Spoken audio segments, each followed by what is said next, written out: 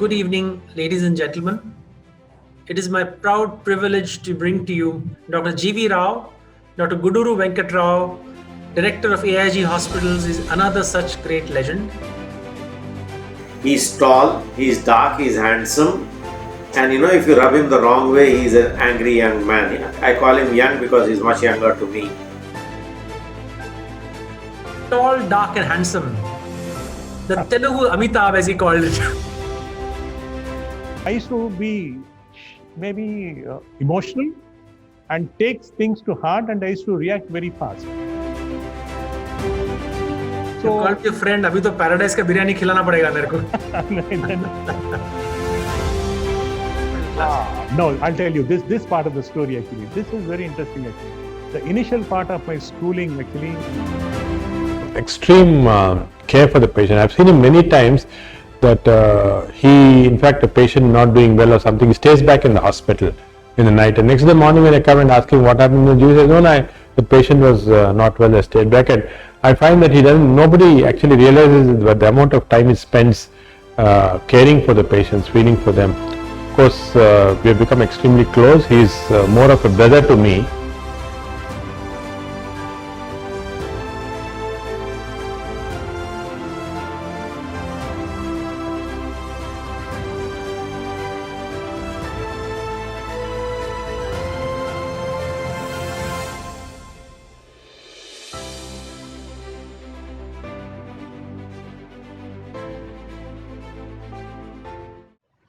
Good evening, ladies and gentlemen.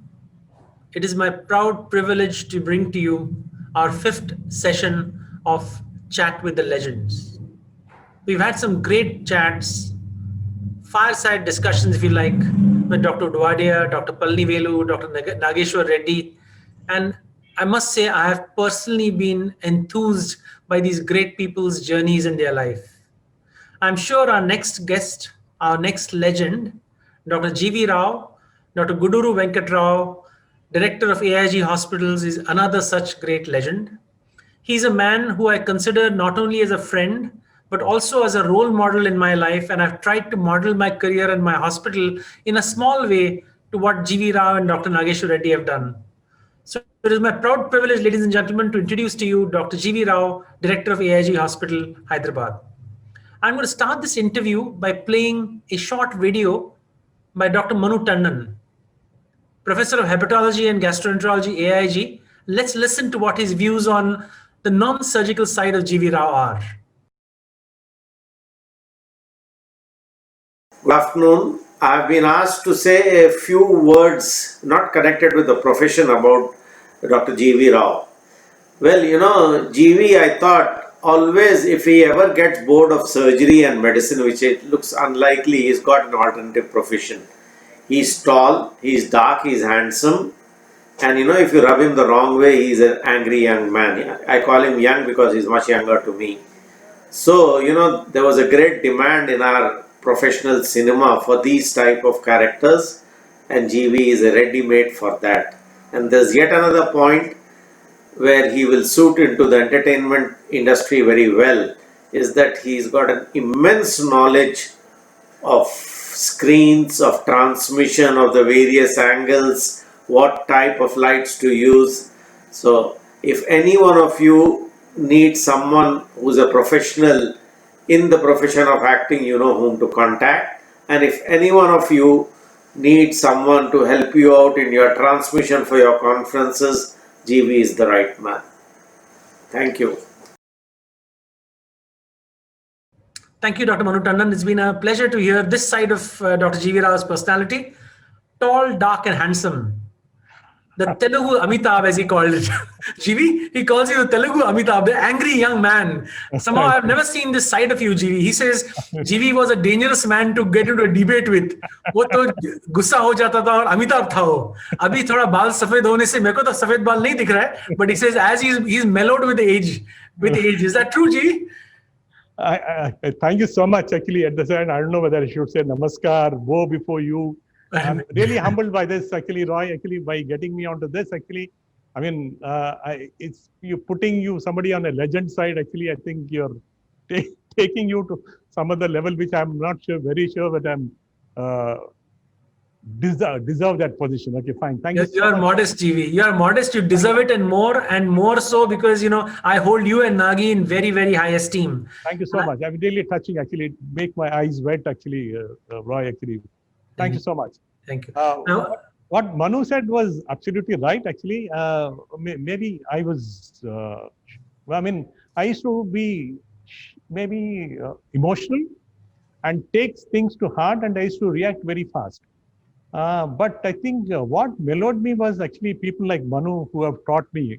See, they've not only taught me the clinical side of the thing, actually, Manu and Nagi, but they've also taught me the other aspect of the thing, actually, the man management you talk about it, actually. Right. I mean, you understand, actually, that's very important, actually.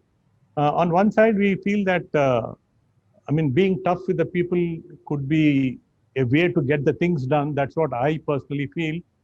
But on the other side, if you look at the passing generations and then you trying to interact with new generations, I don't think that sort of an attitude will be good with the present generation. I think these people, my seniors, actually, they have learned it early. Maybe I learned it late. But yes, I used to get very emotional at the slightest this thing, actually. But angry young man. But I don't agree, GV. I think you still remain an emotional man. You don't show your emotions much. Is that true? I don't know. Maybe I'm venting out those things in the debates right now with the medical gastroenterologist. Try to mellow the personal side, but trying to vent out that whenever I get involved in a debates with any of these people. But correct me if I'm wrong. I still think you think about a lot what people say, though you may not express it much. I think people's comments do matter to you and hurt you sometimes. Yes, is that true? Definitely. Yeah, absolutely. Actually, this also is a big thing, Roy. Actually, what happens is you tend to react a lot when people start commenting on you. I mean, maybe it's a type of thing that you think, I mean, anybody wants to take positive things actually and leave the negative things actually. Sure. But again, actually, if you talk to Nagi, he'll say, I mean, you talk to him anything, he says, just ignore this thing. He says, be thick-skinned actually. It's not that everybody would like you, obviously. I mean, maybe Sure.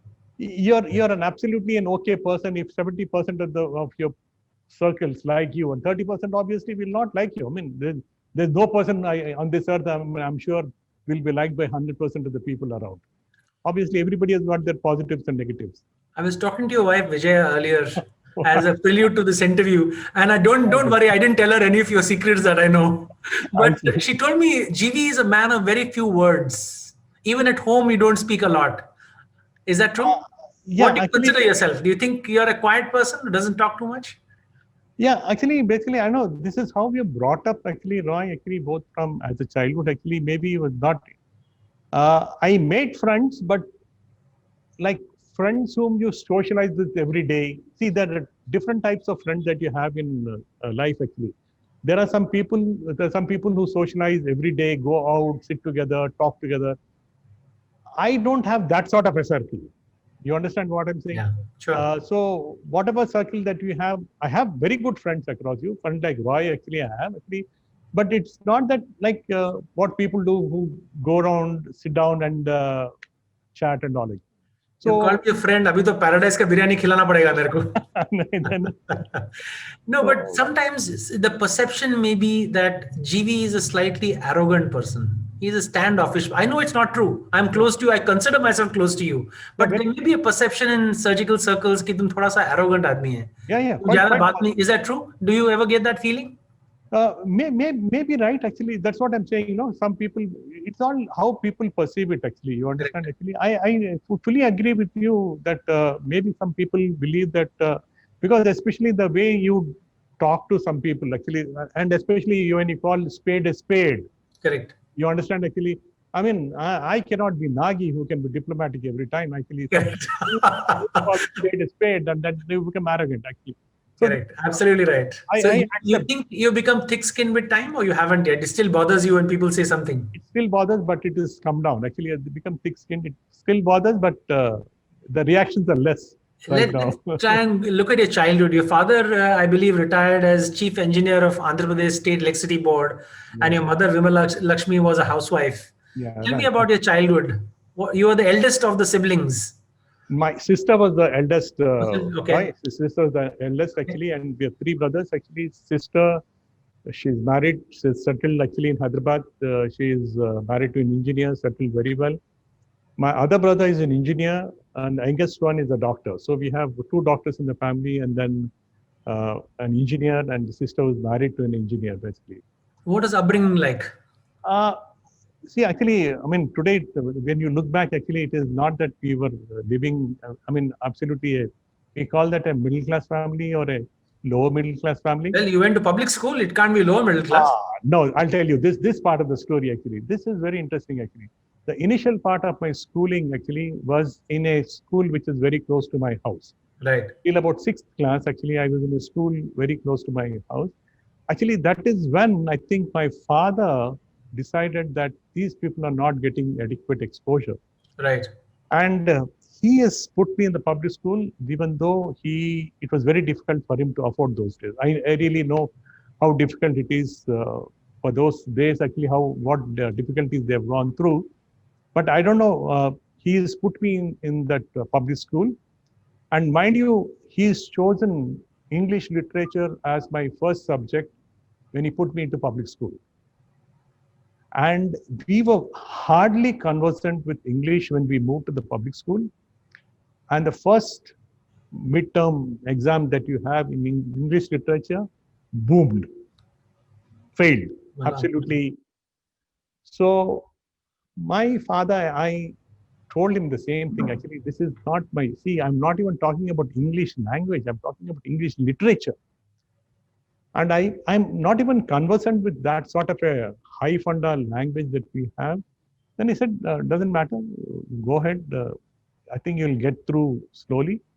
First 3 exams boomed. By the time we came through the final exam, scraped through in the 7th, but that automatically improved over the period of time, basically because of the circumstance that we are in. But I really thank my father today that though it was not his cup of tea, or maybe he could not afford that, but he put me in that school. And in fact, he put all of our siblings in good schools, made sure that we got very good education. I really thank him for all that, actually. I just thank him. I'm just praying that he rests in peace wherever he is in the heaven for whatever he has done to us and all the family members. So would you say you were academically brilliant in school or average and you got better with time? Yeah, actually, initial part, surprisingly, this is a very difficult question to ask. Suppose you compare yourself with the mathematics group and the botanical group, actually, but by the time I came to 7th, 8th standard, when we had to choose the subjects, actually, then I was stopping my class, actually. In fact, I mean, we had just 13 students when we were in public school on the sciences side, actually. And we had, because very small group, and we had very good interaction with the teachers and all, actually, they taught us. I really thank all those masters who really taught us. And by the time I came out of the school, I mean, it was a totally different thing. I mean, your outlook was different. You're exposed to people from different states. All this made a lot of difference, actually. So after you were in +2 in the same school and then you went to Osmania. No, the biggest thing was actually, now I took AIHSC, right? That is 11th class.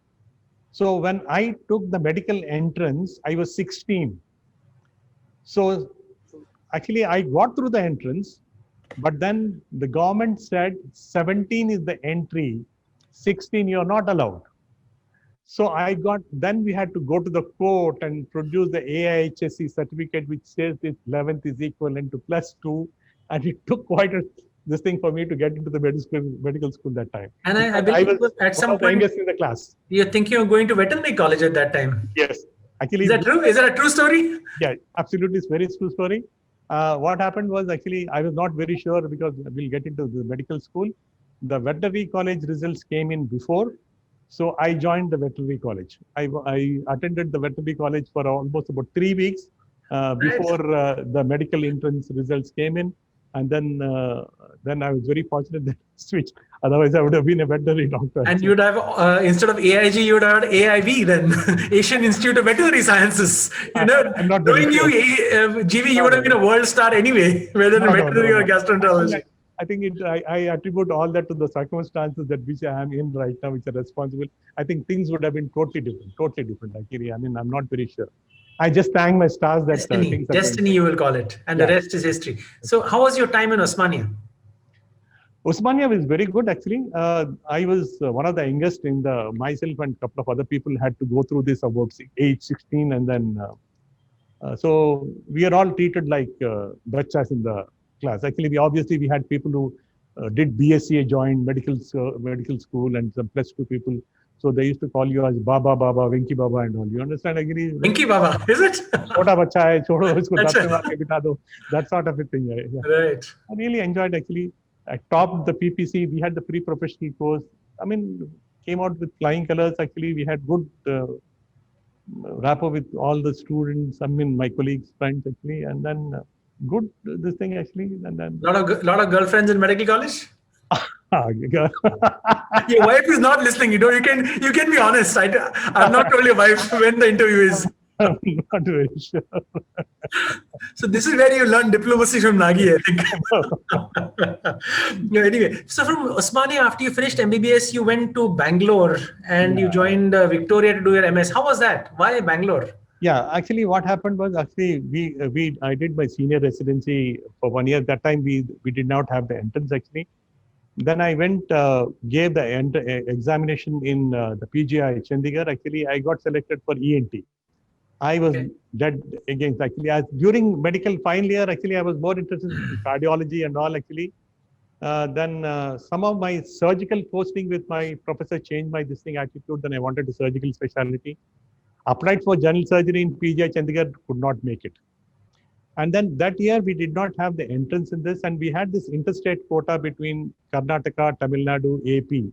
Okay. So part of that they posted us to Bangalore. That's how we got posted to Bangalore in the interstate quota.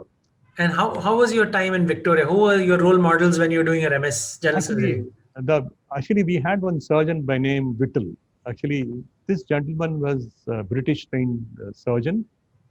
Bow tie, comes in a Mercedes, and then you can adjust your watch. He parks his car at 9 sharp in the portico. Now, this gentleman, Professor Whittle, actually, awesome person. He had a huge aura around him.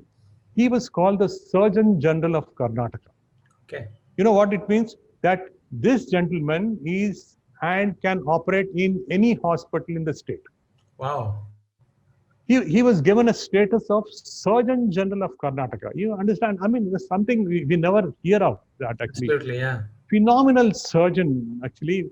We didn't hear much of him on the academic side, but technically phenomenal surgeon, very strict, and then, phenomenal person actually. That is where we got interested, and he used to do a lot of pancreatic work actually. That is what actually, during my surgical posting, actually, even then, actually, I had some inclination for cardiothoracic surgery. But some of the posting in cardiothoracic surgery totally changed my perception about this thing. And then association with this gentleman, Professor Whittle, more in general surgery or GI surgery, understand that sort of this thing we had actually that time. So, I mean, he had a profound influence on me actually, Professor Whittle. He is no more right now, but... So, GV, you've worked with some great surgeons. You then went on to work with Dr. Rangabasham in Madras Medical College. If I were to ask you one person who you regard as a role model for you in your career, who would that be among your surgical colleagues or teachers? Yeah, for surgical thing, I think I still put Dr. Rangabasham as my role model because see, those days present day, I don't think we have any of those people who carry that sort of an aura. Actually, you all know that actually. We know this thing actually. We had these surgeons who carried big aura around them actually, basically because of the work they did and the way they carried themselves in the public. So lots of things that happened actually. And this gentleman actually, I met him a couple of times as a postgraduate during the conferences actually. And I was awestruck by his work. And in fact, actually, before going to Chennai, actually, I went to All India Institute to join the surgical department there, but they did not have vacancies. And you understand, I mean, I went to umpteen number of institutes before finally I got into Chennai, where I joined Professor Rangabhash. Where else did you go, GV, apart from AIMS, where you couldn't get in? What were your choices at that time? AIMS is obviously number one. Where else did you go to? Yeah, AIMS is one person actually. In fact, not to tell, I came to Bombay also. How I is came it? to Who did Tata. you- To Tata. Okay. I came to Tata for position. But obviously, see, those days were totally different. Actually, it is not just you needed somebody to Godfather. absolutely, all that Some push behind you. push behind you to get the positions actually. So And you didn't have anyone in to back you in those days? Nobody in the family or very different, outside? actually. Nagi, did not take Nagi was very clear. I just met Nagi just before I went to Professor Rangabhashan. He was very particular that I go through, get this trained, and then come back. So he gave me a couple of options actually. Nagi was also in the beginning of the career that time actually. So I met a couple of people actually, but they had various reasons. Obviously, see, there are a lot of limitations, governmental rules. Actually, obviously, now I can understand. Actually, those days I was slightly, but I met all of them again subsequently. They were all happy that I didn't join them. So how did you first meet Nagi? What was the common ground before you joined Rangabhasham? See, what happened was actually after I finished my this thing with Rangabhasham, I came back to Hyderabad. So those days, actually, we had about 6 or 7 surgeons who used to operate in the city and none else, actually. I mean, you all know that's how the story was. And we were not given any place in any of the big institutions to work. Neither the senior surgeons were willing to take you, to assist you because of various reasons, whatever reasons could be. I believe you went to many corporate hospitals to join, but couldn't get in at that time. Corporate hospitals. I heard that from some of your colleagues in Hyderabad. I have talked to many people about you in Hyderabad before preparing for this interview. And they said you had a very tough time. You went to many major hospitals. Nobody took you on. Nobody took. Then I went to Nizam's actually. Finally, I thought Nizam's. But surprisingly, Nizam's, I went for the interview. The director those times actually, and now he says it's a good thing that I didn't join. He asked me to get myself posted in neurosurgery. Neurosurgery. I told him, sir, actually, even during my post-graduation, I've not done my posting in neurosurgery. I don't think I can do anything. Actually, if he can post me in general surgery, it would be good. But again, they had some compulsion. Somebody else has to be taken for general surgery. So he asked me to work in neurosurgery. Then I said, I'm sorry, I'll be not able to work. I think it was a good decision. Then I got my job in government hospital. In the government gave me a posting actually. And that was when I was posted to a 3-tier city, which is close to my place. And incidentally, it happened to be my father's hometown. Okay. My father was maha elated. He thought that's the best thing that can happen. And then I went and joined. But I didn't tell him that I resigned the very next day. Is it?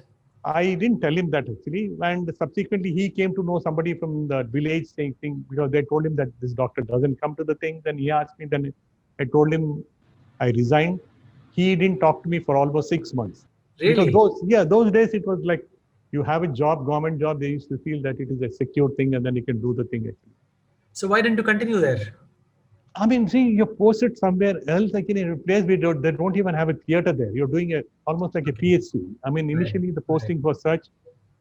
People used to say that you can work there, come to the city. Again, back to the city, it was the same problem. You're not having any proper place to do some surgical work. You understand? So that was where actually when I got in touch with a hospital called BB Cancer Hospital. Now this place actually was run by an NRI basically, but they were looking out for some full-time surgeons. There used to be some senior surgeons who used to come and operate there, but they were looking for some full-time surgeon actually. So I still remember they paid me 1,800 rupees for a full-time job. But the best part was actually we were allowed to go into the theater and we had something to do in the theater every day. So the problem was actually, so I used to work there from about 10 o'clock till about 4, 5 o'clock. So the morning time and the evening time was absolutely, we are rotting, doing nothing. So that was where actually, then again, I thought I should see some endoscopy. Then I approached a couple of people, including Manu. Manu bluntly said no. Is it? Do you remind him of this? At that time you refused me? Manu knows about it actually. Oh, really? So right. Manu said we don't have adequate. Then because Manu and Setu were the other two people whom I knew, so I went up. Setu Babu. Yeah, Right. Setu Babu. So Right. then actually, I heard about Dr. Reddy practicing in Medinova. So I just, one of the days I casually went in the morning, asked him whether I can see some endoscopy procedures. And then Nagi, no, for everything he'll say yes. Okay, he said yes. So that's how it started. So early morning, Nagi, and we used to do endoscopy early morning from 6 o'clock till about 8 o'clock. Then he used to go to Nizam's. Then I used to go to BB Cancer Hospital. Then I used to come back again to see his colonoscopy work. And slowly as the endoscopy work increased, and what happened was some of these senior surgeons were not willing to take the high-end surgery. Somehow, I don't know why. Right. Nobody used to do, except one or two, hardly used to do any Whipples. Nobody used to touch pancreas. Nobody used to do gastrectomies.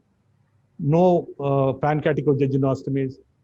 So in fact, what happened was in our practice, so Nagi used to involve so many people. When I used to admit actually, so we used to involve so many people to come and operate. I used to go assist them, but surprisingly, there were a lot of people were turning down some of the procedures which we thought would require surgical intervention. In fact, the first procedure that I did on the private sector after I came back was a pancreatic jejunostomy, even before we did gastrojejunostomy. Right. Nagi's patient, is it? Yeah, basically. So somebody is there to push you actually, and then I still remember. I think I must have told you actually when I did the first Whipple. Actually, all my surgeons senior surgeons who antagonized, they said, "This patient is going to die. Why do you want to do such complicated stuff and all?" And I still remember Nagi sitting in the changing room, sitting for 6 hours that day, sipping coffee just to give that sort of this thing. And then moral support. Yeah, moral support. And then when we started doing these cases, actually we had good support from some surgeons, colleagues of mine, Dr. Sai Rajendra, Dr. Upendra Rao, who used to come and assist actually. And then it was good time, and then we had some juniors joining in, and then it took off, and then slowly we started. How did this Jodi number one get formed?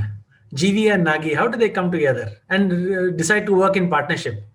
No, actually, this is what happened actually. So we used to work part-time. I used to work part-time, go to BB Cancer Hospital. But once the endoscopy thing started, I started doing endoscopy work, loved doing endoscopy work. Nagi encouraged me to do endoscopy work. And in fact, maybe, I don't know how, maybe, hand-eye coordination, whatever you call it actually, maybe good actually. So no complications, procedures going on well. So you climb up the thing from doing endoscopy to colonoscopy to ERCP to advanced procedures. And once the person gets that amount of confidence that he can leave that on you. So Nagi used to travel actually even those days actually. It used to be a huge responsibility on me to run the department when he's not around, to take care of these things and run the show. And learned a lot from him, because every weekend we used to travel somewhere or the other, go do some endoscopies, lectures somewhere. But otherwise, I think you are like chalk and cheese, aren't you? You're very different personalities. Nagi is in Marathi, we call it Jagamitra, friend of the world. He will talk to anyone, you meet him at a conference. He will never speak ill about anyone. Whatever he feel about you, on his face, you will never make out. I'm sure Nagi will be watching this interview later, but I still maintain that he's inscrutable. He's always smiling. I'm amazed with this man. 2 in the morning, 11 at night, he's always like that. And you are very different. You're emotional, although you don't speak much. How did two of you become so close? His energy levels are totally different, actually. I really don't know. I should ask really Nagi as to why he chose me, but maybe actually he's toned me down a lot.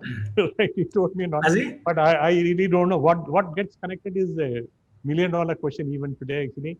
But somehow we got connected, actually, and then it went on, actually. Both of us are helping each other for surgical procedures, endoscopy procedures, organizing meetings, making lectures. Learned a lot of things from him, actually, making presentations. Because I still remember when we were when I was in Rangabhasham, actually, we hardly knew about this doing presentations anywhere. So actually, first time I remember, actually, there used to be that slide carousel that we used to have. Correct. And I went and, because the first presentation I did, I think I obviously carried a piece of paper with me. So when I went and asked him for a carousel, he said, first learn to talk without the paper, then you could There was, Right, but right. actually learned a lot. Learning how to make presentations, making slides. I mean, Sure. you understand actually, and your constant this thing supervision by Nagi and others. And obviously, by that time you got into these circles, and you're obviously interacting with people. Before that, we hardly interacted with any people. We started Sure. interacting with surgeons across the country, across the world, and your perception changes completely. So how did you decide to start the old AIG? How did that come about? See, we were practicing in Medinova. It's Right. basically a I small, know. the entire area was about 1,500 square feet actually, with 2 consultation rooms and then some endoscopy rooms and then theaters. But sometime actually in 2002, 2003, Nagi said, is it okay that we start, leave this private practice and then go into some sort of an academic practice where we get people together and this thing. I never said anything. I said, you decide, I'll follow. I don't have any this thing warmth and fancies about doing whatever, because see, I had a lot of respect for him basically because how he molded me. Because I still remember actually the first lab query that I did on the private sector in 1991. We used to share the same camera that we used to have in the endoscopy side. Very difficult to afford one. So actually, we used to finish the endoscopy work, and the first 50 gallbladders that were done are all done between midnight, 12 o'clock, and 3 o'clock in the morning. Really? Okay. Yeah. See, what happened was actually I knew the whole thing. Whatever we learned earlier is different, but how we established trying to do is really different actually. And I was getting into a totally new academic this thing actually, and I thought he's the best person. And Nagi has decided that we stop this private practice business and establish an institute wherein we get like-minded people to join, so that we are all working full time. Initially, we thought it will be very difficult, but subsequently we knew that on the medical side, Manu joined, Sandeep joined, surgical side, Pradeep joined. These are all people who are interested in academics actually. So, and Yeah, it always astonishes me. How did you guys hold on to these talented people? When I wanted to build a department, my biggest concern was if talented person comes to you, maybe how do you hold him with you for all these? A guy like Pradeep, Sandeep Laktakia, you have Rupa, you have Manu, you have people like Dr. Rao, who was Nagi's teacher, who was senior yeah, to him in age, and absolutely. he continued with you. What is the binding force of AIG? It's Yeah, not actually, money, clearly, because I'm sure they could get much more money working outside. yeah, see, there could be, there are pros and cons of different types of concepts. Actually, when we started this, actually, we obviously told everybody that we're going to work full time. We're going to be involved in research. There are two ways of looking at it. Actually, you get yourself recognized in the society, you're publishing, and then you're viewed differently, though financially you're not as well as your peers are. Absolutely. I mean, I fully understand that any of my colleagues right now, if they're working on the private sector, they could be making maybe 4, 5, 10 times more than what they're making in the institution.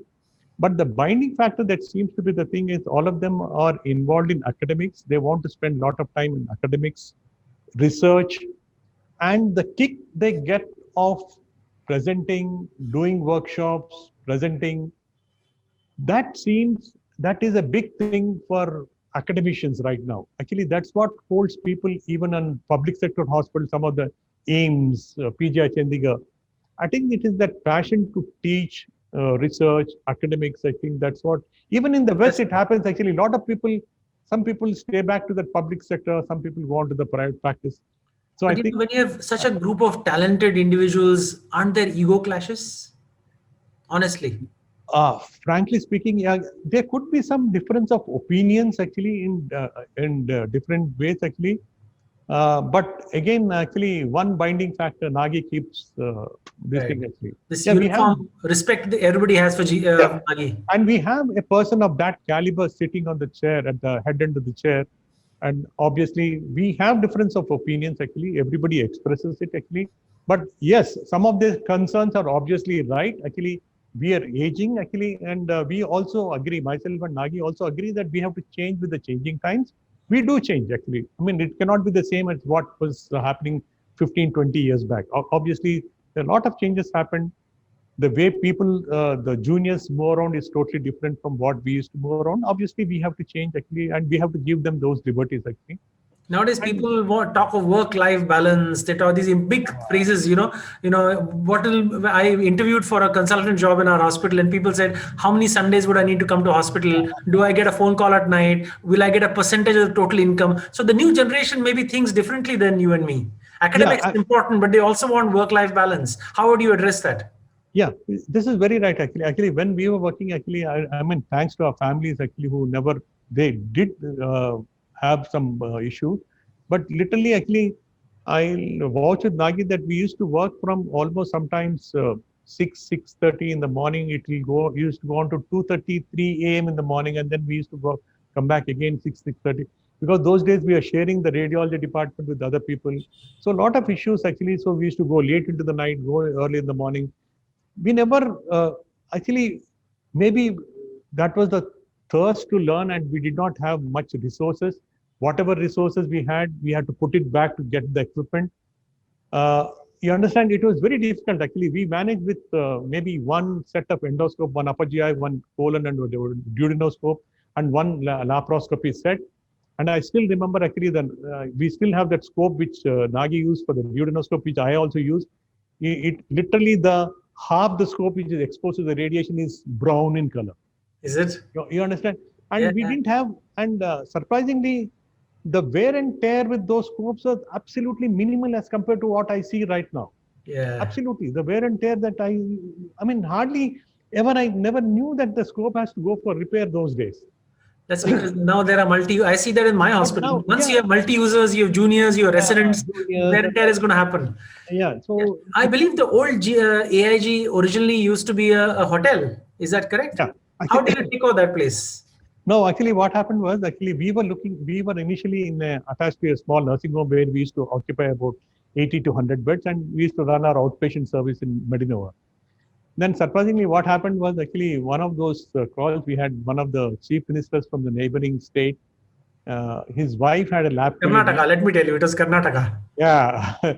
And then she had a slipped stone into the bile duct and she had cholangitis. We were called in to do the procedure. Myself and Nagi, actually, the first time we went on a 2-seater jet, actually, in the middle of the night to I've heard this. I actually heard this story from the laparoscopic surgeon who had operated on the patient. Oh, and in the middle of the night, you went in a private plane to Bangalore, and early 6 o'clock in the morning did a rescue ERCP. Yeah. Tell us what happened during. It must be a big moment. I used to assist. These days we have this endoscopy technician, but those days I used to assist Nagi, and Nagi used to assist me. I mean, we never had this concept of technicians those days actually. So I went with Nagi. Then we were hopeful that everything will go on well. Surprisingly, with those scopes and in that, actually, the procedure went off well, and that lady recovered dramatically. Obviously, you know, she had cholangitis, and he connected us. He was asking us to start his place in Karnataka. Then we told him no. Then he connected us to one person who owned this place, and then it was lying vacant for almost 15 years. Rest is history. And it changed actually, and everybody thought it was not an auspicious thing to go into a move which was lying idle for almost about 15-20 years. But Nagi initially didn't believe in Vastu and all actually, but now I think he believes in sometimes in Vastu, right? How did that change? Because he wouldn't have taken up this place if he believed in Vastu. No. Actually, I'll tell you one very interesting story actually. Nagi keeps saying that he doesn't believe in Vastu. I'll tell you one interesting story.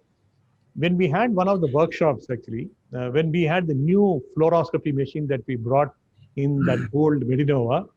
So this came in about a week before, they installed it. Finally, the next day was the workshop, and this machine does not budge. It does not get switched on.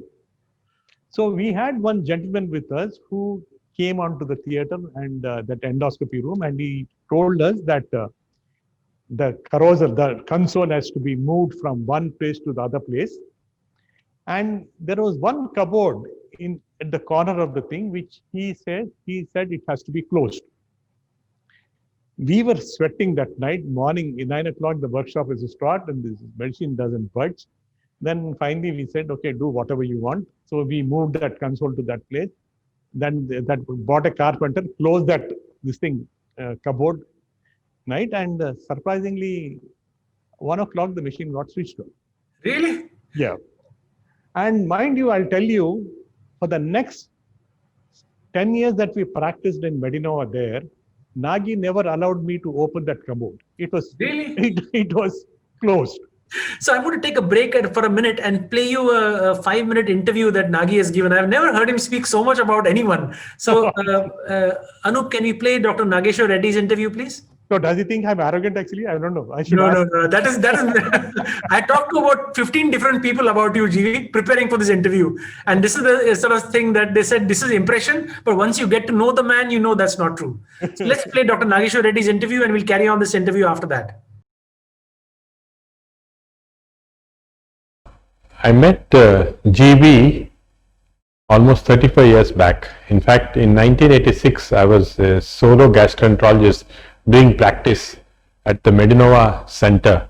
And this very tall, thin, GB was very thin at that time, tall, thin gentleman came up to me and said he wants to learn endoscopy. He was a surgeon.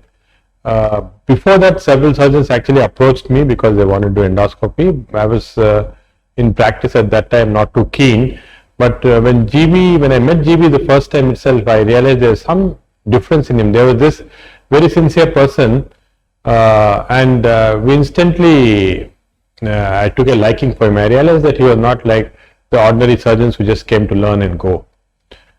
Over the next few years, GB was doing a lot of endoscopy procedures. He very quickly went into colonoscopy, and then later, of course, in fact, many of his endoscopy skills are better than mine also. Then of course laparoscopy and so on. Of course I'm not going to talk about his fantastic surgical skills and all here, because that I think everybody has seen in workshops and knows about that. But as a human side of GB, there's a certain very important things. So over the last 35 years, of course, we have become extremely close. He's more of a brother to me. So close that sometimes we don't have to talk to each other, but we know what we're thinking. It's some form of a mental telepathy, and I can actually make out when he's not comfortable, when he's unhappy about something, or when he's happy about how things are going. So it's a very unique relationship. In fact, the unique thing about GB is that he doesn't talk. He talks very little. I think that also many people know. He's unique in the sense he listens to what people are saying very carefully, absorbs everything, and whatever he talks, the few words he talks has a lot of meaning in it. So that's the reason why when GB says something, I listen carefully and I take it very seriously. In fact, he's one of the few persons who can come and tell me, look Nagi, look, you're doing wrong here in some of the administrative matters, and invariably he's right. In fact, he notices something and he thinks something is wrong, he'll come up directly and he'll tell me, of course, in private, and then I take it very serious because I know that it's going to be absolutely right, and then of course we change the pathways, and on several occasions this has happened, and it's been sort of immense help for me. In fact, a lot of what I do, the credit goes to me, but it actually GB behind the scene is doing it. The many workshops we organize, the very minute details that it goes into, the fantastic audio visuals that come up to are all because of GB. In fact, I know very little about most of these things, that he is the one who actually organizes everything. And again, he's behind the scene. He doesn't want to even come up during the welcome or farewell ceremonies of this to acknowledge. He is absolutely doesn't want any of this, and he's working behind. And he's of course extremely hardworking. In fact, I used to think that I was hardworking, working 20 hours a day, coming very early morning, going late. But he is there before me and goes after me. And again, every day when we leave in the evening, I always tell GB, or he tells me that he's leaving, so that this is a sort of special bond. In addition to this extremely hardworking nature, I think, of course, sincerity, all those things are there. GB cares very little about the monetary aspects. He doesn't even talk about it. He is one of those persons who is so devoted to his patient care and all, to the institution, that he doesn't care about other things. And this is again not very common in the present world that we see. He's over the last few years, of course, he's mellowed a little, and as I said, I am very carefully listen to GB's advice. It's not only a close friend, but I think a brother to me. And again, new hospital, when we came up, most of the people used to think that, oh, you built such a beautiful place, and all the credit to a large extent should go to GV, because he's the one who had this eye for designing the right places, putting things in the right way. And then I don't know whether if you've seen his theaters in the new place, Roy, it's fantastic. I mean, they're out of the world. Every part of the new building is carefully planned in this way, and I think this is another unique talent he has. This is again not often recognized. And it's also extreme care for the patient. I've seen him many times that he, in fact, a patient not doing well or something, he stays back in the hospital in the night, and next morning when I come and ask him what happened, he says, no, the patient was not well, I stayed back. And I find that nobody actually realizes that the amount of time he spends caring for the patients, feeling for them. Again, is a good lesson for the juniors to learn that more than, of course, he has these fantastic skills, but in addition to the skills, it's this patient care, the concern for the patient, which is very important. And of course, ethics are extremely of high value. GV is very reserved. It takes some time to know him. When you get to know him, you know the pureness of his heart. Some people think he's reserved and doesn't talk or maybe arrogant, but this is not because of that. It's just that it's by nature. He takes some time to get used to people, and when he gets used to, he can be a fantastic, loyal friend that he is. He gives everything to friendship, and I think over the last few years, I've grown so dependent on GV that it's impossible to run this institution without his help. And I think, as I said, our relationship is more like brothers than anything else. So Rai, thank you for giving me this opportunity to talk about GV. There are many, many more things, but you gave me a limited time slot of 2 minutes, so I tried and put in everything in that time. Thank you. That was very interesting hearing Nagi speak about you, GV. I've never known Nagi to speak so much about any of his colleagues. In fact, I told Nagi specifically, give me a 2-minute interview. And then he calls me and says, I had to speak for 6 minutes. So there was, even if I could have spoken for 15 minutes about him, I said, the interview is about GV, not about you. So he sent me this interview, and it was such a good interview, GV. I could not cut or edit it at all. It is, everything he said has made a lot of sense to me. And your talk about Vastu is, I think, reflected in his interview. So, GV, given that are you a God-fearing, a believer, if you like? Yes, I am a God believer. Yes, I asked your wife, and he said in all the family pujas, GV will be there, and he may not be a man who gestures or shows in public, but he is an ardent God believer. I'm a strong believer. And he says any important surgery or any important decision in his life, GV will pray quietly. Yeah, actually, in fact, I pray every day, actually. I pray every day in the morning before I come out, actually. Be it for 2 minutes or 3 minutes, whatever it is. But I, a strong believer, I go to temples, actually, whenever I go out of the city, make sure that there are a couple of things, actually. There are 2-3 places that I really like, actually, which I feel the Siddhivinayak temple in Bombay, actually. Oh, really? Okay. Yeah, I walk to that place, actually, and I mean, it really has some positive vibes, actually. The other place that I believe is Tirupati, actually. I go there very regularly, actually. Okay. Yeah, I'm very strong. And in fact, I visit almost all the temples, actually. And my wife, actually, is a very big thing, actually. She does a lot of these things, actually, pujas and then, homams and all, actually. It's a regular thing in my place, actually. So at home? At home, actually, yeah. These whatever homams, abhishekams, and all these are regulars at home. So all of us participate in that, and we feel that directly, indirectly, those have got positive vibes, actually. So, okay, I'll put it this way. Okay, whatever positive thing happens, we attribute it to that. So that way, we feel that. Let's turn around to your marriage. I pray for Nagi, actually. I pray for Nagi. Let's turn to your marriage with Vijaya ma'am. I believe you got married in 1985. And this was an arranged marriage. Yes. So how many girls did you see before Vijaya ma'am? Before you said yes? No, surprisingly, actually, Vijaya is my father's close friend's daughter. I've never seen her before, but right. It was an arranged marriage. I believe your father's. Yeah. Right. Father's this thing, actually. Okay. My younger brother got married before me. So really, how was that? That is unusual in a Telugu family. Yeah, Telugu family. My younger brother got married. That was a love marriage. He got married before me. He was an engineer. He got married before me.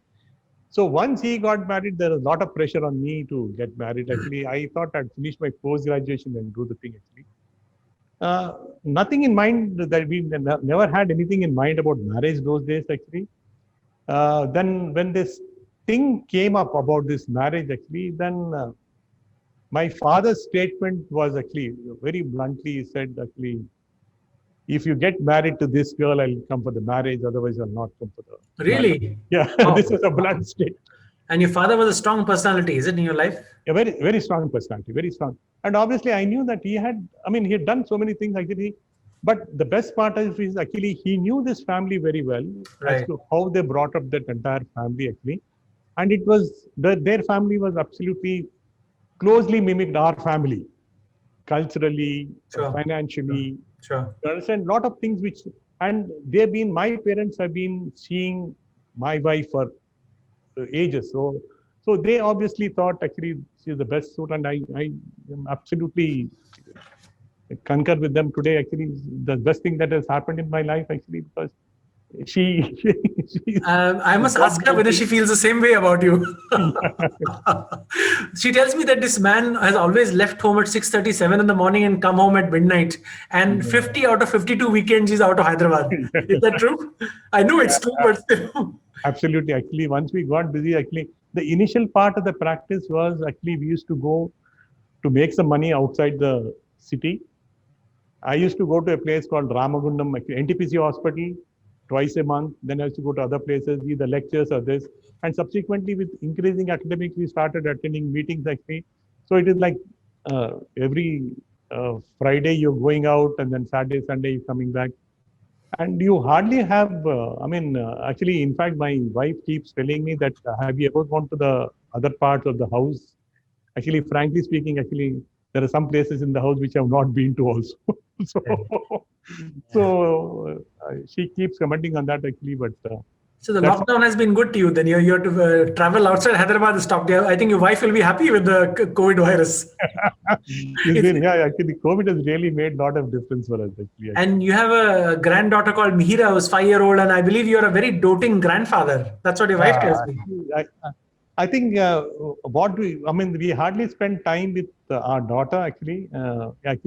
Because obviously I know she must have missed us actually those days actually, but my wife took care of her actually. But there were some instances where we literally had to go out and actually I still remember actually when we wanted her to get into a convent school, the management, the sister of the convent school missionary school said no. Then I literally, you call that angry young man stuff, no? Then I literally had to go talk to her. I said, on what grounds are you refusing my daughter? Give me one reason. My God, that lady, I don't know what happened. I just asked actually, give me a solid reason as to why you're refusing my daughter's admission into your school. Literally fought with her. And we came back after that, and the next day we get a call from the school saying, you get your daughter admitted. It is because of your tall, dark, handsome looks, GV, not because you've got. She must have gone fida on you. I'm not really sure. But So, if I ask you, looking back at the way you've spent your surgical career, do you have any regrets? Absolutely no. I think this is the best thing that has happened. If God gave you another chance to relive your life, would you do anything differently? Maybe I don't think I can. I think I got whatever I asked for. I got the best possible people to work with, best possible people, friends, actually made friends across the globe, best possible place to work, best possible way to keep your mind think out of the box, do some things. Because of the liberties that were given to you to do the work outside, think, do and implement things whatever way you want, actually, you understand? It is something like, see, in the hospital, what happens was, everybody has got something beyond their surgical or the medical skills. Suppose you identify those things and push them in that direction, that is their incentive to work. Suppose you just ask them to. So we have identified, actually, there are a lot of people in the department who we have identified what their basic interest is and push them into and they spend their time in that. Actually, likewise, my side, actually, I had a lot of interest in some innovation, some other stuff. You understand, IT, audio visual. So I mean, I take pride in all those things actually, and then we got involved in this actually. So that takes a lot of your time, and then I can understand. And 2009, GV, you were awarded the Dr. B.C. Roy Award. yeah, actually. What is you got many awards. You had the Pride of Telangana Award. You are the Economic Times Inspiring Dog. Many awards. I've looked at your Wikipedia page and it's a huge thing. What is the one award that you have felt most proud about? Actually, the thing that I feel is the best award that I got was from the Surgical Society, which you give that as the best surgeon. You understand the AS. Sure. As a surgeon, you would like to. But the best thing that has happened to me was basically because I was practicing both endoscopy and surgery. I mean, I feel that I'm elated that I worked as president both on the surgical societies and the endoscopy societies. Sure. I mean, that really gives a lot of this thing actually. But what gives me more this thing is actually the award that was got from the Association of Surgeons of India. Right. And the IHPBA thing, I think, is more icing on the cake. Icing on the cake. IHPBA is really an icing on the cake. I don't think I can ever dream So, do you say your heart is really in HPB surgery? Yes, actually, after so many years of this thing, actually, you feel, I mean, even within HPB that you talk about, basically obviously because of the circumstances also and the volume that you are exposed to, I think that you're exposed to. I think Let's turn to another very spectacular moment of your career, your journey in notes. How did this idea come and how did you take it forward? Very interesting story actually. What happened was when we were practicing in Medino, this is even before we started this thing actually, people started talking about aggressive. We had a couple of, when we were doing our endoscopy procedures, I still remember I had doing endoscopy, colonoscopy, we had a perforation which we managed. So accidentally we were getting into these peritoneal cavities.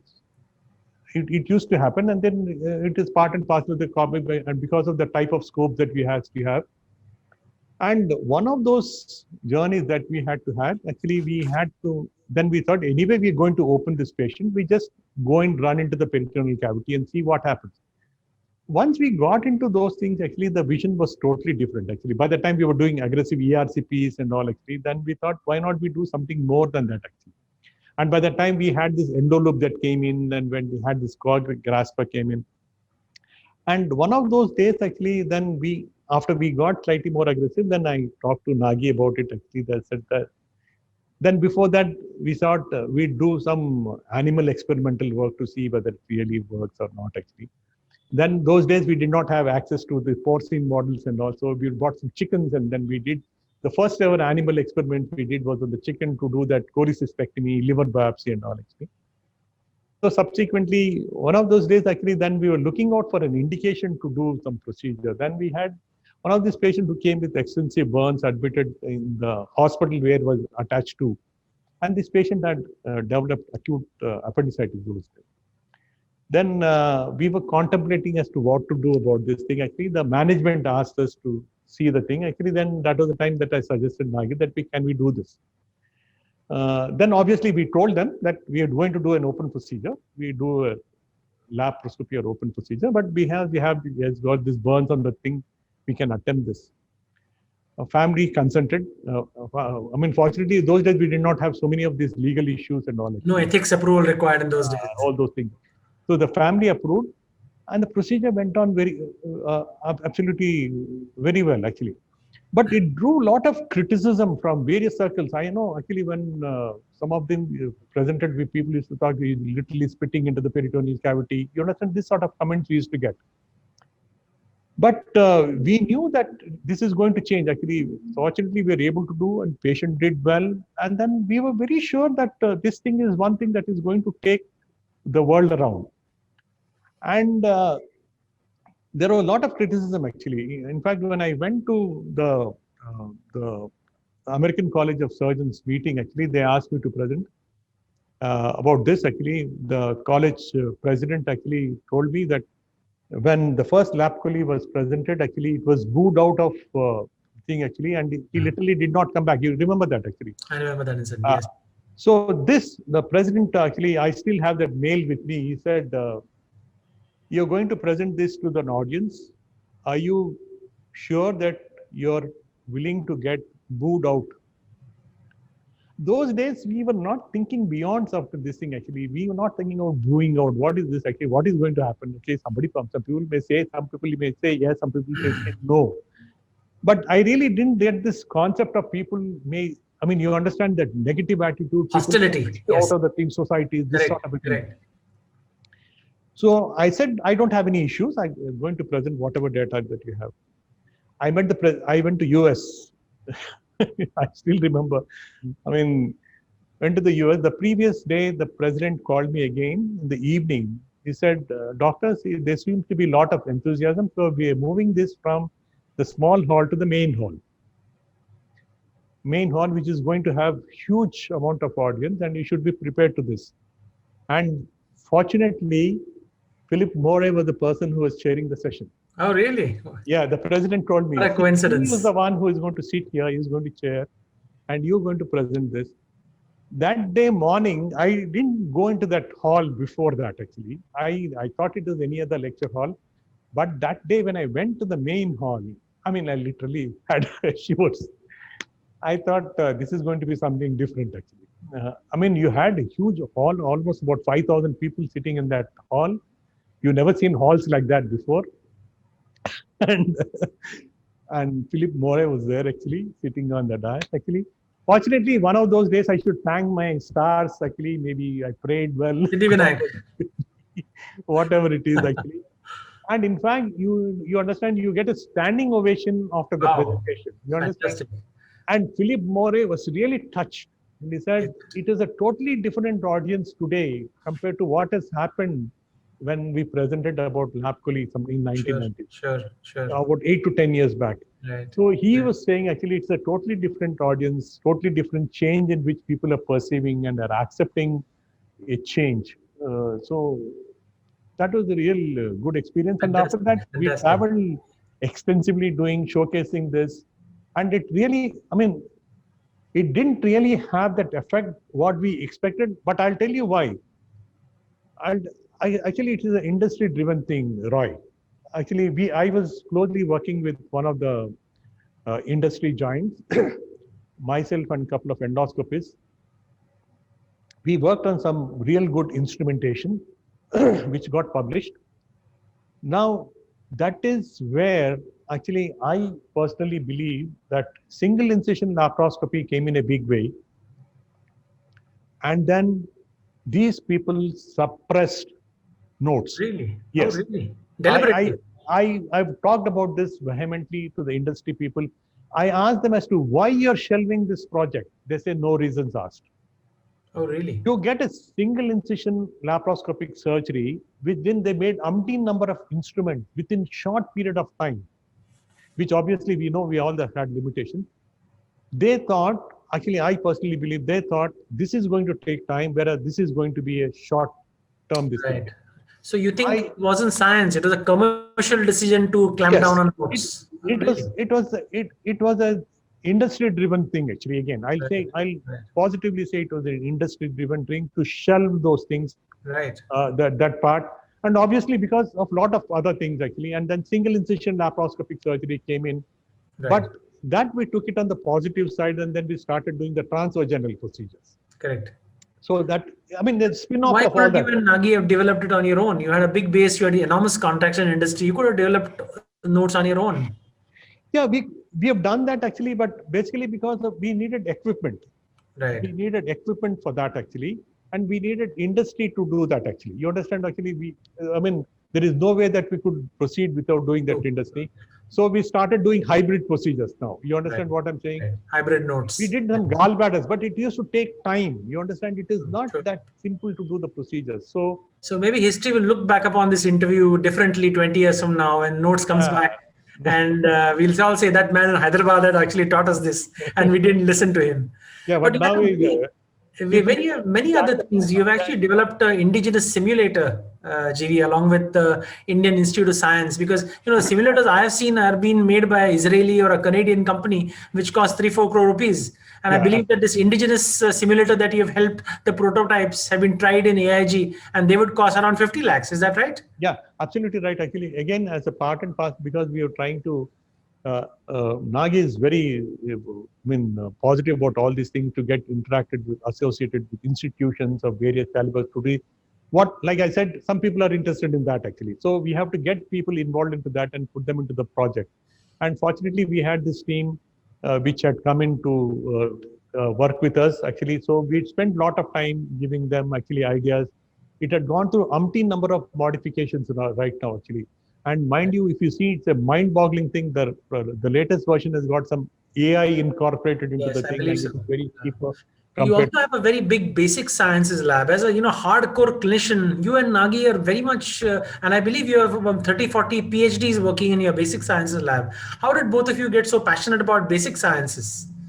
Now, actually, I'll tell you. So we got this. Some of these students who come for posting from IITs and other students. As a part and parcel of exchange program. So they asked us whether they can come and see these procedures sometime back, actually, I'll tell you. Now, this young girl, 19-year-old girl, comes to the theater one day, and then we are opening up one of the Whipple's patients. We use the electric cautery to open the thing. He says, "Doctor, this is medieval way of opening the abdomen." A 19-year-old girl tells us that you should have a better way, a better energy source to do rather than doing this. She says, "I can help you do some this thing." But even before this, actually, even when we were in Medinova, actually, we were dealing with a lot of this chronic pancreatitis, actually. Those days, we did not have a basic science lab, so we got associated with CCMB to do a lot of our work to see why this disease is happening. We used to listen to stories about Kerala pancreatitis, this pancreatitis. We are not totally convinced about those things. So we really wanted to know what's happening, why is this happening? And we used to get huge referrals for those things. So that is where we started working on those chronic pancreatitis. We started working with Dr. Chandak on the private in the CCMB, and we got some real good breakthroughs of mutations that happen, which are responsible for this. Sure. And as a part of that, actually, we got associated with a veterinary college. And then that is very old love of veterinary came in here. Yes, and no big ethical issues. So we made an esophageal stent those days. So we wanted to test it. So we tested it on dogs. We made some pancreatic stents we wanted to test. So the veterinary college people allowed us to do it on monkeys. You understand? So that actually, and what gave us that kick was actually when we started presenting this data in the medical circles, we were slightly looked different from the other presentations. You understand? I do a 20-minute presentation and I show those last 2 slides of some research that is happening. Correct. That makes a lot of difference. Sure. And slowly over the period of time, then we got our own people, equipment, and whatever funds that we had from the clinical side, we started putting into the thing. And everybody thought it's an absurd idea to put money into research. Initially, we put a lot of money, then it was self-sufficient, then now it is creating a lot of, now we got a lot of funds, a lot of work that are going on. And what we're focusing is translational medicine, actually. You understand, that is the biggest thing, actually. Whatever is happening, you're immediately able to translate it onto the clinical side now. Astonishingly, you and Nagi have shown the world that you can actually have a successful clinical practice, have a strong academic presence, and make money. That's not a common combination.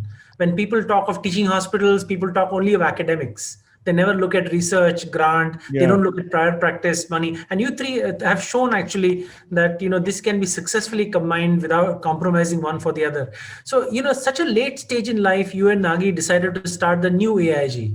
You are at a big place. I visited you so often in your old AIG. So what was the turning point? Why did you decide to start a new hospital? It is a big risk. Both of you are above 50. Neither of your children are in medicine. Your daughter and son-in-law are architects. Nagi's daughter is not in medicine. So why did you think of taking such a big project? So actually what happened was, actually the Somajiguda, I hate calling it as old hospital. Somajiguda Center, sorry. Somajiguda Hospital. Actually, we had a lot of restrictions there. Though we had support specialties, but there is a beyond certain limit, we are not able to proceed. And we are not able to get the other specialties. And lot of our patient clientele we were losing basically because we didn't have those support services. Right. Like we had neoadjuvant service the therapies that came in, and we didn't have oncological services. We didn't have advanced cardiac facilities to support doing major high risk procedures. You understand?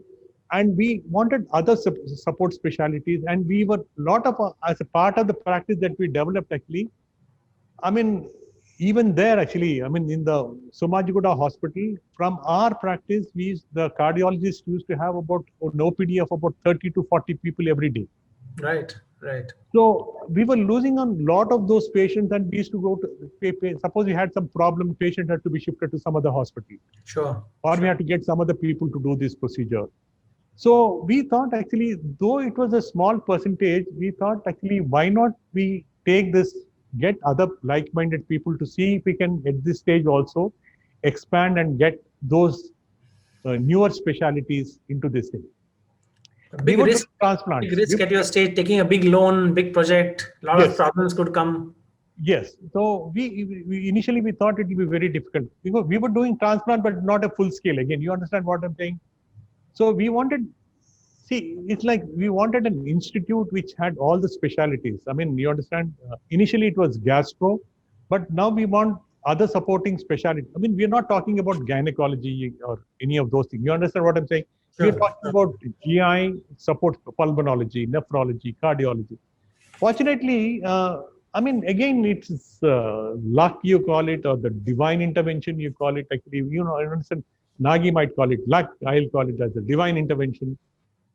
See, we have like-minded people joining us actually as groups actually. Now, slowly, initially we had difficulty, but now it is all, everybody is full-time now.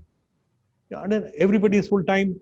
They had time to adjust to the new environment, to practice in groups. But now everybody seems to be, they're quite happy practicing in groups now. Everybody is full-time practicing group practice. But you know, such a big project with such a big loan will also bring in some commercial compulsions. Yeah. And a lot of your work was, I know, very low paying work. I have actually sent some pancreatic endoscopies to Hyderabad from Mumbai because our Mumbai endoscopies which charge 60, 70,000. In that, the patient could fly to Hyderabad, get Nagi to do a ERCP and come back. So how do you balance the two? You or both of you guys have had some social commitments, and you know, big hospital has its attendant problems. You have a certain EMI to pay.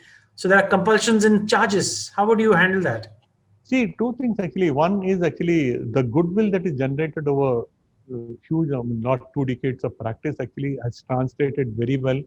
And a lot of donations that happened to the, and we had some very good investors also who never bothered about what we are doing because they trusted us completely. That is the biggest boon. Right. I mean, not only on the clinical side, we on the administrative side, we had very good people who just left completely to us to run the place. And the goodwill that generated both in the industry and also on the other circles has led to a lot of donations, both on the equipment side and also financially.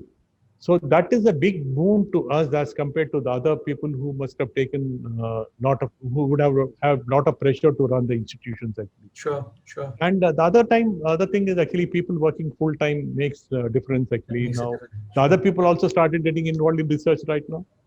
Great. So you and your cardiologist, nephrologist are happy to go on a full time model? Yes, the cardiologist is full time now. The cardiology team is full time now. The entire group of 28 cardiologists, I think we have actually all full-time cardiologists now. You know, you and Nagi both have also had a very strong social commitment. I know you run a AIG Healthcare Foundation. Yeah. Tell us something about your role in the Health Foundation. Yeah, actually, this Healthcare Foundation basically started with two, three things in mind. Actually, one was research, one was rural service, and to do some commitment to the give something back to the society as to what. We have developed, I mean, a lot of goodwill that has come in basically because of the high volume work and the pricing was low, basically because of a lot of factors. We wanted material, we never bothered about finances. So this translated into the Asian Healthcare Foundation, which came in actually, and we had a lot of donations, industries, philanthropists donated.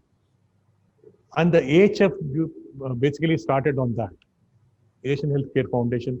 And that gives incentives now, travel fellowships to students, gives incentives to people who travel. You understand, do academic meetings. Even suppose we don't have any support, we do academic meetings. And lot of research is being funded by these things actually. We don't get, every research is not being funded actually. Just the other day, Nagi has announced that actually we had a COVID meeting the other day. He says, whoever gets a paper for me in NEJM or Nature or Lancet, I'll give 50 lakhs to this group. Wow. You understand? Wow. You understand? Fantastic. That's the sort of the thing actually, incentive that drives people now. He says you have so many people now in COVID. Now we have treated close to 1,500 people in COVID site. We have one paper comes out from my institutes, and then we give 50 lakhs to this group, which was going to publish in this Lancet or NEJM or Nature. Right. You have a job available for me? I'll come. Yeah, all this is basically the AHF and the work that we do with the other associations. All this is done by AHF, and AHF is doing very well. And then, in fact, the number of publications they have, actually, we take pride of all our scientists who work.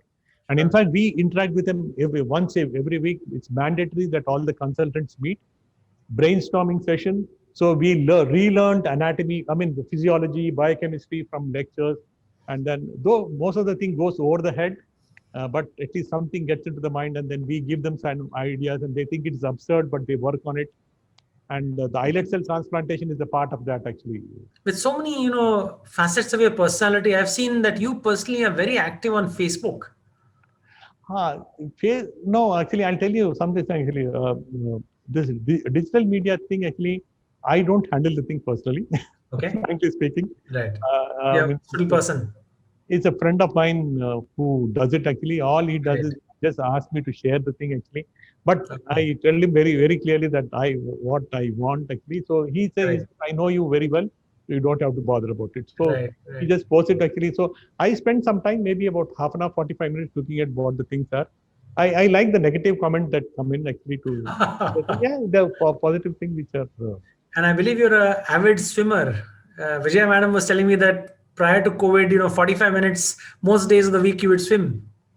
Yeah, actually, I used to swim a lot actually. 1 hour I used to swim.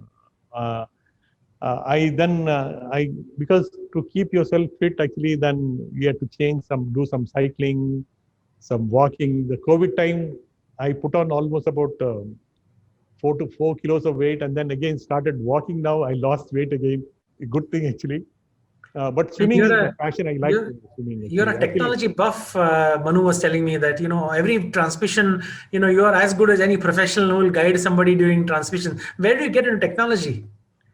Well, actually, basically, I think subconsciously you have that this thing to see. Actually, you keep seeing some science fiction movies, and you understand that you want something like this. And I see one thing I realized that actually in workshops, actually it is that it is the bigger than life image of a person that is projected. True. You understand? Actually, I'll tell you the entire the concept of this actually.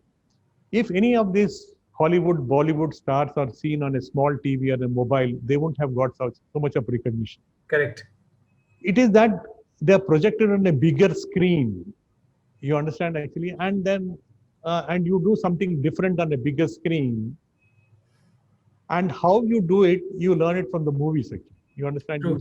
True. And we started trying out these things on our side also.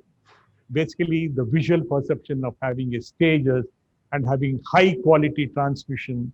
You understand what we want actually. Every time you're looking for that clarity, perfection. And in fact, the initial workshops were all very bland actually. People used to crowd actually. Even now people are scared of me whenever we do a workshop, because they're literally scared of me when I keep shouting at people that they should not come into the field where it is being projected, because the entire concentration has to be directed to 1 or 2 people and the attention should not get distracted. We make sure that we got some very good assistants to shoot, how to shoot, the bandwidth, the cameras, and Nagi gives me liberty in this. He says, you do whatever you want. And obviously, the result is what is projected. So everybody is happy. So we're trying to innovate every time we try to do something better than what it was. And in fact, when we did the new hospital, actually, the amount of money that we spent on the AV is more than the investment on the Somajiguda hospital. Nagi Really? keeps Wow. telling me, yeah, Nagi keeps telling me, reminding me of all this. But again, at the end of the day, everybody is happy about the thing that we have Sure. such nice facility and all this. And COVID, the digital thing has paid off big time, I think. You guys are doing Yeah. about 10 webinars a day. Yeah, this thing actually, we did this actually, this studio setup. Just the last thing we had was the surgical clinics here, which we do an annual affair. After that, actually, I did this actually thinking that we could do these programs, in-house programs and all. And this turned out to be a boon for all the specialties now. Actually, now we have a separate AV team that runs this actually, who runs a schedule of almost about 5 to 10 webinars every day from morning till evening. Actually. Fantastic, fantastic. No, I think you guys have done an astonishing job creating a world-class GI institute. Now, GV, if somebody were to, if a young surgeon immediately post-MS or post-MCH GI surgery were to come and meet you, and I'm sure many people come to you for advice, how would you tell them to shape their careers? Actually, I have my own people right now. Actually, now initially it was 4 people. Now it's 6 people. Again, I take pride of my department, actually, the surgical career, because over the period, what has happened is actually I get the first 4 rankers to my institute. Actually, I mean, I really take pride, and I got 4 gold medals of the DNB program. Wow, fabulous. Yeah, 4 gold medals I have from my institute. Actually, I take pride. I keep telling them that actually after learning so much, you should not go do some small procedures. You should be doing something good. A lot of people don't seem to understand that initial part. They try to compare themselves with their peers and all. Actually, it is very true right now. They financial commitment, this and that. Actually, you understand. A lot of these things are there. Actually, some of the people have gone out and then they want to come back again. You understand? But there are some people who are willing to work right now. Basically, again, you understand. They have now everything in the platter. They have the technology in their hand. They don't have to ask anybody. You understand? Everything they want is there in the theaters actually right now. Unlike what we started, like you remember how you started also. Absolutely. So they have everything in the platter, but still they have their own this thing. But I'm really proud of my team, whoever is working right now. We do have some difference of opinion, but actually, absolutely we have very good this thing. Actually, we have some seniors who have been training them well. The juniors are quite happy. Now we get initially some of them we used to ask our own people to stay back, but again that we thought we are restricting our culture only to AIG. Now we got different people from different institutions coming in. No, different question. G, my question is slightly different, not from AIG perspective. If I were a resident from Mumbai who finished my MS or MCH GI surgery and were to ask you for advice how to shape my career, not necessarily join AIG. Yeah, right. If I were to practice GI surgery anywhere in India, how would you?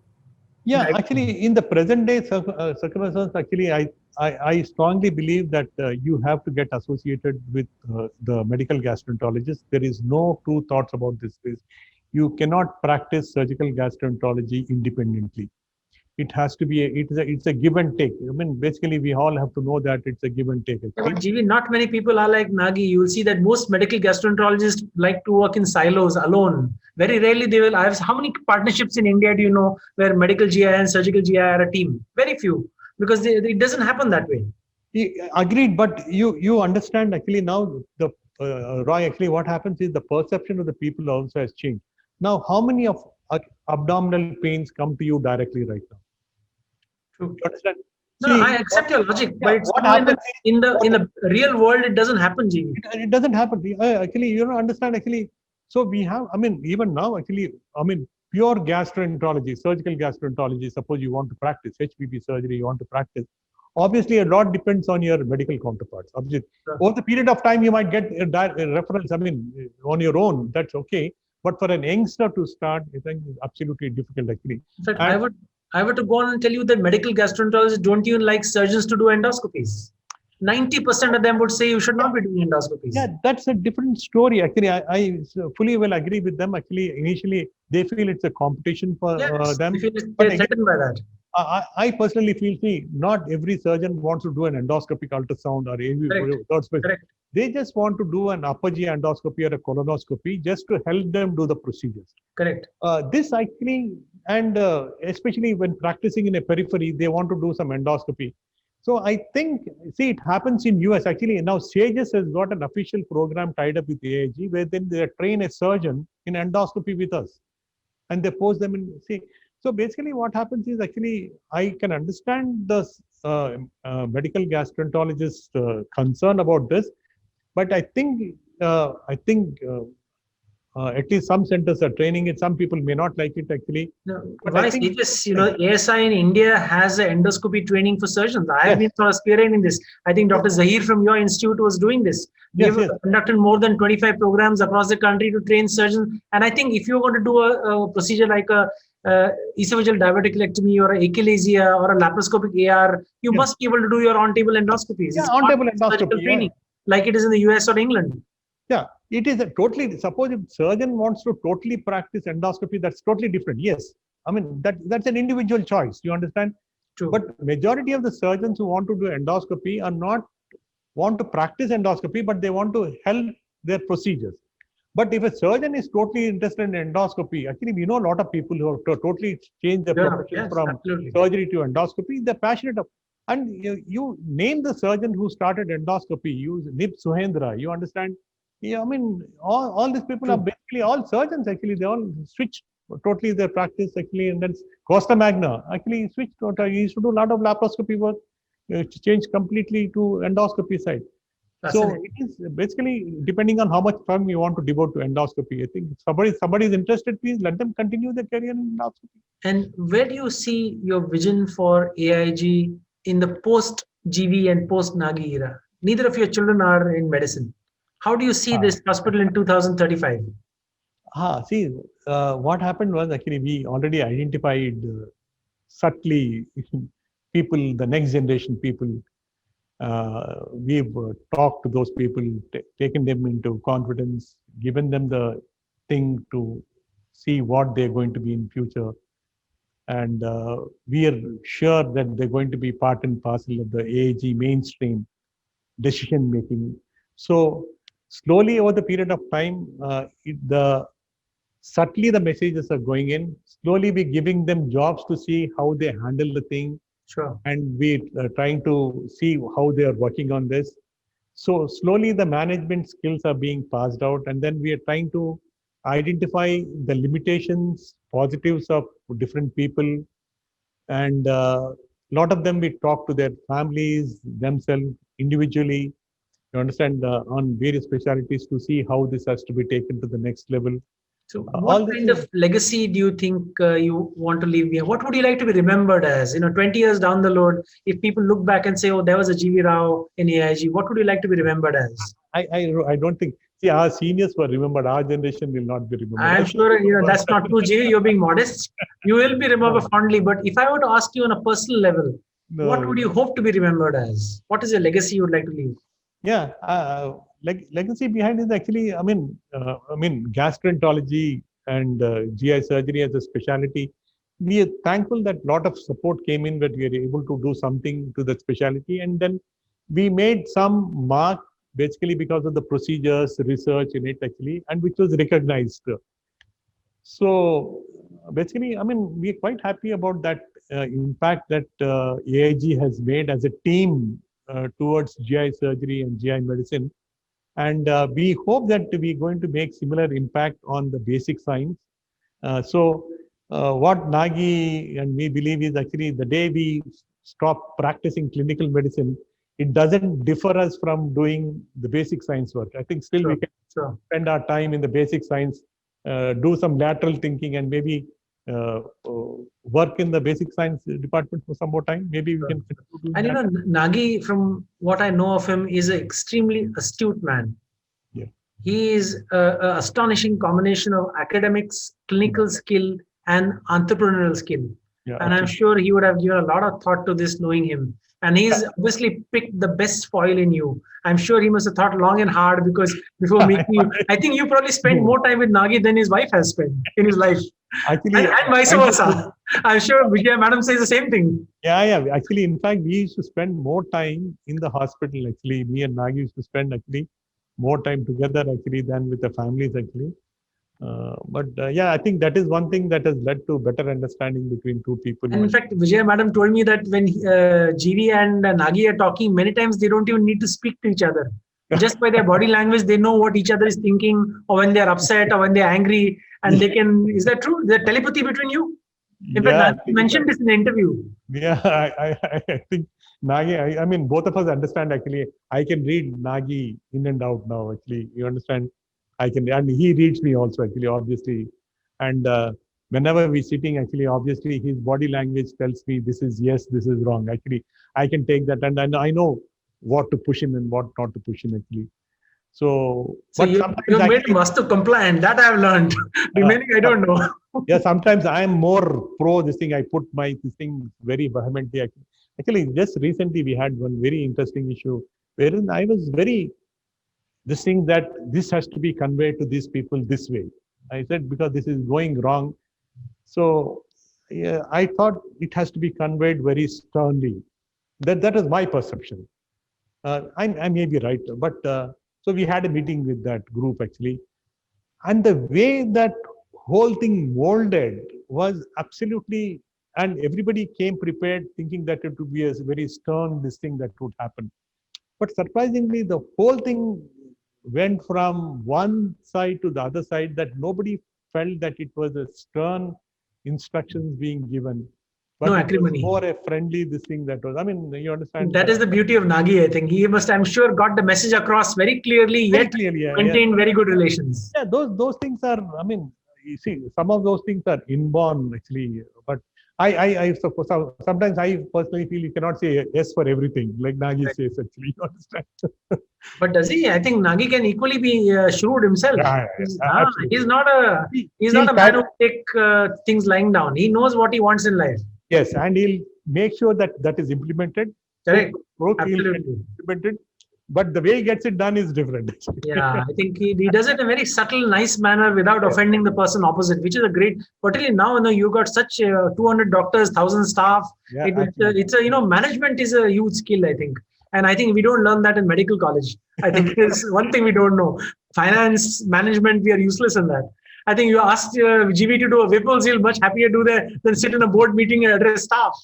Isn't that true? Absolutely. So, on a personal level, GV, when did Venkat Rao convert to GV Rao? Everybody knows you GV now.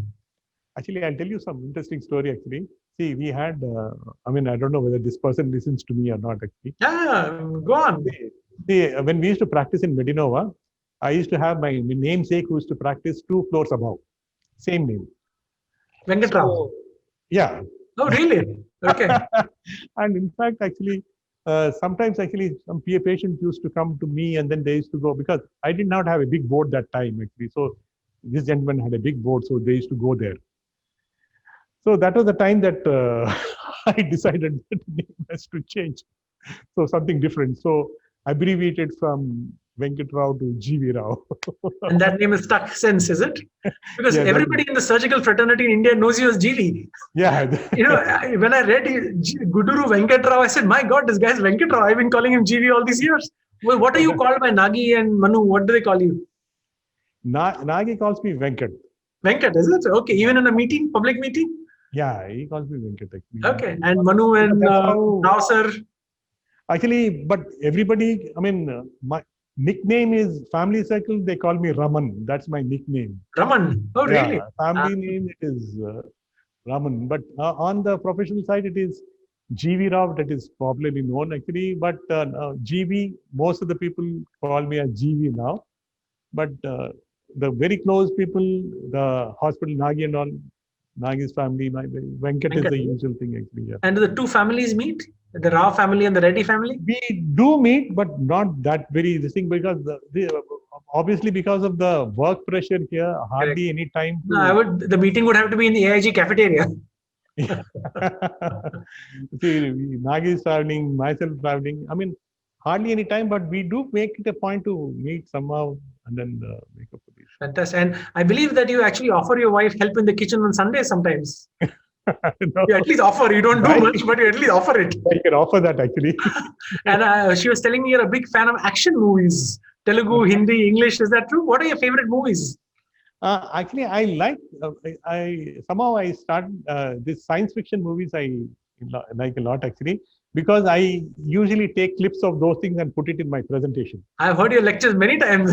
Yeah, so I have this habit of putting this thing, and see, basically, you know that you get some positive response. So then the next time you feel that, yeah, this thing is making some impact on your presentation.